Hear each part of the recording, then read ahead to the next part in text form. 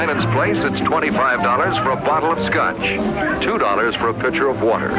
Says Tex, never give a sucker an even break. Now, you all feel good now, but wait till your chest out.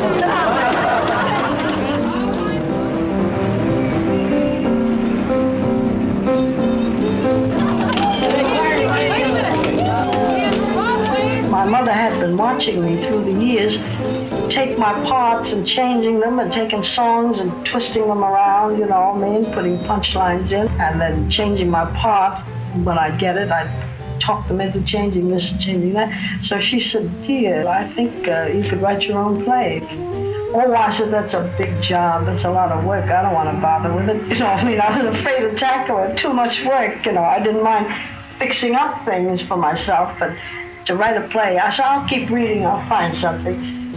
If I had a ribbon bow to tie my hair and a gown of calico that I could wear, I'd surely get a sweetheart, a prince or a king, a palace home where I would have everything. A day or two later, I was in New York, my car driving, and so as I looked ahead of me, I saw this character, blonde, and she had two sailors. In my castle, she had her arm in each one and a cigarette, you know what I mean, and smoking, laughing. She was very bleached hair, paint with a curling iron, you know, all frizzy.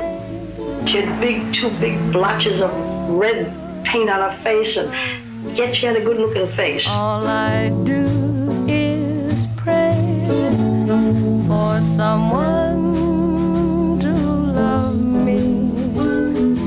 If I had a ribbon. That lipstick was like she put it on 10 times and never washed it off. You know how it gets all cakey, and then her stockings were all rips, runs, you know, in her stockings.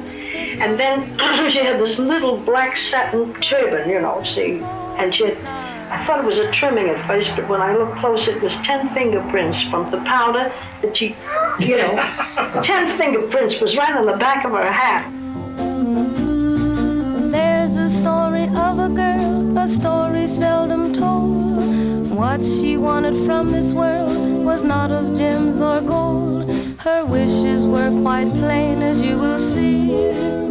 So it made such an impression on me that when I went home, I started thinking about it. And what I was thinking was to make her over, you know.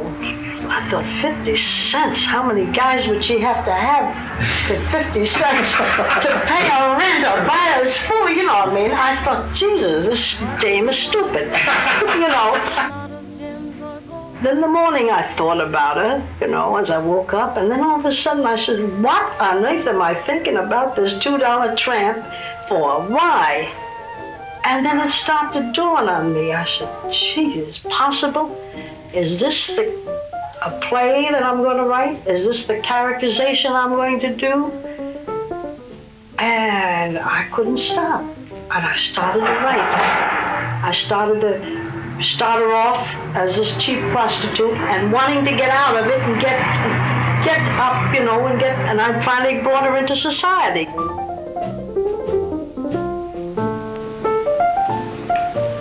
When I think of the dames riding round in swell limousines, buying imported gowns, living at the swellest hotels, terrible looking James too.